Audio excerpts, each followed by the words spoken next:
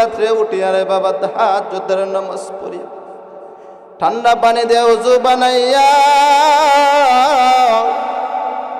মালিক রে ডাক দিয়া বলে, রে মালিক, শীতের মধ্যে ওযু বানাইয়া তাহাজ্জুদের নামাজ পড়ি। মালিক রে ডাক দিয়া বলে, রে মালিক, সবাই তো ঘুমিয়ে গেছে মালিক, আমি ঘুমাই নাই রে মালিক। আমার 8 বছর বয়স, হতে পারে 7 বছর বয়স মালিক, আমি ঘুমাই নাই। আমি তো মায়ের ল্যাপের তোরে থাকার কথা ছিল রে মালিক। ও মালিক, আমি ঘুমাই নাই, না ঘুমায়া মালিক তাহাজ্জুদের নামাজে পড়ে, এ মালিক খোর মধ্যে পড়ি আছে, তার মধ্যে পড়ি, আরে মালিক তোমার কাছে ক্ষমা চাই। এ মালিক তোমার কাছে ক্ষমা চাই, আমার মা বাবার গুনাহ কথা মাফ করে দাও, আমার আত্মীয় স্বজনের গুনাহ কথা মাফ করে দাও। তলাবুল ইলম যখন কান্দে থাকে, আল্লাহ ডাক দিয়া বলেন, ও দুনিয়ার উম্মতরা তাকাইয়া দেখ, কে দেখো চোখের পানি পালাইতেছে, কে চোখের পানি পালাইতেছে। আল্লাহ যখন গভীর রাত্রে প্রথম আসমানে আসিয়া যখন মালিক দেখতে দেখে, তোলা বলে আমরা মাদ্রাসার ছাত্ররা, এই কাংসার মাদ্রাসার ছাত্ররা যখন গভীর রাত্রে হাফসারের ছাত্ররা যখন না ঘুমাইয়া শীতের বাদে ওযু বানাইছে, নজম বানাইয়া মালিকটা ডাক দিয়া বলে, রে মালিক, বনিয়ে কোনো চাউলের ব্যবস্থা নাই। ও মালিক, এমন এক ব্যক্তি যে 1 বস্তা চাউল দিয়েছিলেন রে মাওলা, তার গুনাহ কথা মাফ করে দেন, তার কামায়ের মধ্যে বরকত দিয়েন। চোখের পানি পালাইয়া যখন মালিক রে ডাক দিয়া বলেন, আর বলতে দেখেন না মালিক, আমার বাবা হারাইলাম, আমার মা হারাইলাম, আমার আত্মীয় স্বজনকে সবাই হারাইলাম। ও মালিক, তাকে দেখা উস্তাদ গন্ডা অনেক মেহনত করে, অনেক কিছু করে রে মালিক, অনেক সহযোগিতা করে রে মালিক। ও মালিক, তাকাইয়া দেখো, তুমি যদি মাফ না করো মাওলা, কোথায় যাবো রে মাওলার কাছে। গভীর রাত্রে উঠিয়া যাকবে, চোখের বাড়ি পালায় কাঁদতে দেখে আল্লাহ বলেন, কে কান্দে রে? আল্লাহকে দেখে না, কে কান্দে? ফেরেশতাকে ডাক দিয়া বলে, ফেরেশতারা রে, কে চোখের বাড়ি পালায় কান্দে? ফেরেশতারা ডাক দিয়া বলে, মালিক জাননি, এই শেরপুর জিনাইকাতি কাংসা মাদ্রাসা থেকে তোলা বলে আমরা চোখের পানি পালাইয়া কান্দে, জাননি কার জন্য? কানে যে মাদ্রাসায় 10টা টাকা দিয়েছিল, একটা ঘরের জন্য মালিক একটা ইট কিনে দিয়েছিলেন মাওলা। এ মালিক, তাকে 2 বেলা খানা খাওয়াইছেন, 3 বেলা খানা খাওয়াইছেন। ওই ছাত্র গভীর রাত্রে মালিক চোখের পানি পালাইয়া কেন কান্দে জাননি? মালিক বলে, কেন কান্দেন? তার রোজিন বিডির সকলদেরকে মাফ করে দেওয়ার জন্য, তার মাতা পিতাদেরকে মাফ করে দেওয়ার জন্য, আত্মীয় স্বজনদেরকে মাফ করার দেওয়ার জন্য। আল্লাহ বলে, আর কি চাই? মনে এই সমাজের মধ্যে যত মানুষ আছে সকলকে হেদায়াত দিয়া দিয়েন রে মালিক।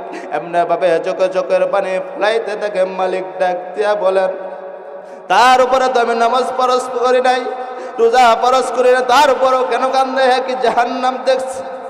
বলবে না, জাহান্নাম দেখে নাই, সে কি জান্নাত দেখছে? বলবে না, হুজুরদের কাছ থেকে জাহান্নামের বয়ান শুনছে। জাহান্নামের বয়ান শুনিয়া রে মালিক জাহান্নামের বয়ান শুনিয়া চোখের বাড়ি পালায় কান্দে কেন জানেন?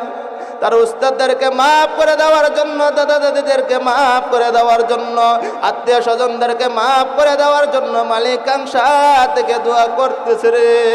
মালিক যখন এমনি ভাবে শুনতে থাকেন, মালিক যখন ফেরেশতাকে ডাক দেয়া বলেন, ফেরেশতারা রে, তোরা সাক্ষী থাক, সাক্ষী থাক, এই সমাজের সকলদেরকে মাফ করে দিলাম তলাবুল ইলমের উসিলায়। সবাই চিৎকার দিয়া বলেন না আল্লাহু আকবার। আবার বলেন না আল্লাহু আকবার। আপনারা যদি মাদ্রাসা ছাত্রদেরকে সহযোগিতা করেন, একটা ছাত্রকে যদি রোজিং রাখেন, একটা ছাত্রকে যদি টাকা দেয়া পয়সা দিয়া যেভাবে মাদ্রাসাকে সহযোগিতা করতে পারেন, ওই তলাবুল ইলমরা রাত্রে গভীরে আপনাদের জন্য দোয়া করে। শুধু দুয়াই করেন, রাস্তাঘাটে যখন চলে ওই তলাবুল ইলমদের উসিলা করে আপনার কবরের আযাবগুলো মাফ হয়ে যাচ্ছে। জানেন তলাবুল ইলম কে জানেন? মাদ্রাসার ছাত্ররা কে জানেন? যখন রাস্তার পাশ দেয়া যায়, তলাবুল ইলমরা যখন রাস্তার পাশ দেয়া যায়, কবরের আযাব মাফ হয়ে যায়। সাধারণ লোক মরতেছে, মাদ্রাসা মনে করেন সাধারণ যে একটা মাদ্রাসা কাছে আছে, মহাব্বত করেন না, মাদ্রাসা ছাত্রদেরকে ভালোবাসেন না। যদি মহাব্বত না বাসেন, হাসরের ময়দানের দিন আপনার জবাব দিতে হবে। এই জন্যই বলি বাবারা রে, লক্ষ্য করে শুনো, কোনো দিকে নজরে দিবা না, লক্ষ্য করে শুনো রে বাবারা। মাদ্রাসা ছাত্রদেরকে মুহাব্বত করবেন, মাদ্রাসার ছাত্রদেরকে মুহাব্বত করবেন, উস্তাদদেরকে মুহাব্বত করেন। নবী করিম সাল্লাল্লাহু আলাইহি সাল্লামের হাদিস থেকে পরিণত, কোনো ব্যক্তি যদি কোনো আলেমদেরকে মুহাব্বত করে, কাকে মুহাব্বত করে? আলেমদেরকে মুহাব্বত করে। আলেমদেরকে মুহাব্বত করার মানে কাকে মুহাব্বত করলেন জানেননি? আল্লাহর হাবিবকে মুহাব্বত করলেন। কোনো ব্যক্তি যদি আলেমের সাথে বসেন, কোনো ব্যক্তি যদি আলেমের সাথে বসেন, কার সাথে বসবেন জানেননি? আল্লাহর হাবিবের সাথে বসলেন। এই জন্যই বলি বাবারা, লক্ষ্য করে শুনেন, কোনো আলেমদেরকে কষ্ট দেবেন না। লক্ষ্য করে শুনেন, কোনো আলেমদেরকে কষ্ট দেবেন না, আঘাত দেবেন না। যদি আলেমদেরকে কষ্ট দেন, আঘাত দেন, আলেমদের যদি আপনার একটা ছাত্র এই কাংসা মাদ্রাসায় পড়ে, এই কাংসা মাদ্রাসায় যদি উস্তাদদেরকে একটা ধমকি দেন, হুমকি দেন, উস্তাদদেরকে বলেন ধমকি দেন, হুমকি দেন, হুমকি দিবেন না, ধমকি দিবেন না। কারণ আপনি একটা হুমকির কারণে আপনার সন্তানের সারা জীবনের ভবিষ্যৎ নষ্ট হয়ে যাইতে পারে। এই জন্যই বলে বাবারা, লক্ষ্য করে শুনবেন। যেই হাদিসের মধ্যে বলেছিলাম খায়রুকুম মান তাআল্লামাল কুরআনা ওয়া আল্লামা, বলেছিলাম ওরে বাবারা, এই হাদিস থেকে কি বুঝতে পারেছেন? তলাবুল ইলমদেরকে মুহাব্বত করতে হবে, তলাবুল ইলমদেরকে ভালোবাসতে হবে। ওরে বাবা, লক্ষ্য করে শুনেন, মদিনার মধ্যে একটা এলান হয়ে গেছে রে বাবা। মদিনার মধ্যে এলান হয়ে, সুন্দর একটা মহিলা মদিনার জমিন থেকে বিদায় হয়ে গেছে। দুনিয়ার মধ্যে মানুষ শুধু গীবত বলার মধ্যে এক নম্বর, যদি আজকে 4-5 জন মহিলা যদি একসাথে বসে যায়, যদি 4-5 জন মহিলা যদি একসাথে বসি, শাস্ত্রের মধ্যে যদি আমরা 10-12 জন যদি একসাথে বসি, আমরা কি করি? গীবত বলতে থাকি, গীবত বলতে থাকি, গীবতের মধ্যে নিমটা হয়ে যায়। এই জন্যই বলি বাবারা, গীবত থেকে দূরে থাকবেন। ইমাম মালিক রাহমাতুল্লাহ জামানার মধ্যে একজন মহিলা দুনিয়ার জমিন থেকে বিদায় হয়ে যায়। দুনিয়ার জমিন থেকে যখন বিদায় হয়ে যায়, এলান হয়ে গেল, ও মদিনাবাসীরা শুনো, সুন্দর একটা মহিলা দুনিয়ায় লজ্জাস্থান দিয়ে কত পুরুষের সাথে জিনা করছেন। এই কথা বলার সাথে সাথে জীবিত মহিলার হাত মরা মহিলার সাথে লেগে গেছেন। এই কাংসাতে যদি এই ঘটনা হয়, জীবিত মহিলার হাত যদি মরা মহিলার সাথে লেগে যায়, মানুষ কি করবেন? দেখার জন্য ছুটে আসতো না? যদি জীবিত মহিলার হাত মরা মহিলার সাথে লেগে যায়, এটা দেখার জন্য মানুষগুলো ছিটে বেড়ে চলে আসবে। কেন করবে? এই কি ঘটনা হয়, আজীব ঘটনা হয়। কি আজীব ঘটনা? জীবিত মহিলার হাত মরা মহিলার সাথে লেগে গেছে। এই আজীব ঘটনা শুনিয়া মানুষগুলো কি করবেন? দেখার জন্য চলে আসবেন। যখন মানুষগুলো দেখার জন্য চলে আসতেছেন, আসার পথে সবাই বলতেছেন, জীবিত মহিলার লোকেরা বলতেছেন মরা মহিলার হাত কেটে দাফন দেওয়া হোক। আর জীবিত মহিলার লোকেরা বলতেছেন মরা মহিলার হাত কেটে দাফন দেওয়া হোক। মরা মহিলার লোকেরা বলতেছেন না না না, জীবিত মহিলার হাত কেটে দাফন দেওয়া হোক। তারা বলতে এমন ভাবে একটা ঝগড়ার বাউ হয়ে যাইতেছে। যখন ঝগড়ার বাউ হয়ে যাইতেছে, এই সময়ের মধ্যে ইমাম মালিক রাহমাতুল্লাহ আলাইহি মদিনার মধ্যে হাদিস পড়াই। ইমাম মালিক রাহমাতুল্লাহ আলাইহি যখন হাদিস পড়াই, ইমাম মালিক রাহমাতুল্লাহ আলাইহি ডাক দিয়ে বলেন, ইমাম মালিক রাহমাতুল্লাহ আলাইহির কাছে তারা চলে গেছেন। চলে যাইয়া বলতেছেন, আরে আমাদের ইমাম, আমাদের মধ্যে, আমাদের সমাজের মধ্যে এমন একটা ঘটনা হয়ে গেছে। কি ঘটনা হয়ে গেছেন? এমন এমন ঘটনা হয়ে গেছেন, জীবিত মহিলার হাত মরা মহিলার সাথে লেগে গেছেন। যখন এমনি ভাবে বলতে থাকে, ইমাম মালিক রাহমাতুল্লাহ আলাইহি ডাক দিয়ে বলেন, আমার সেই জায়গায় যাইতে হবে, ঘটনা বুঝতে হবে, সেই জায়গায় যাইতে হবে।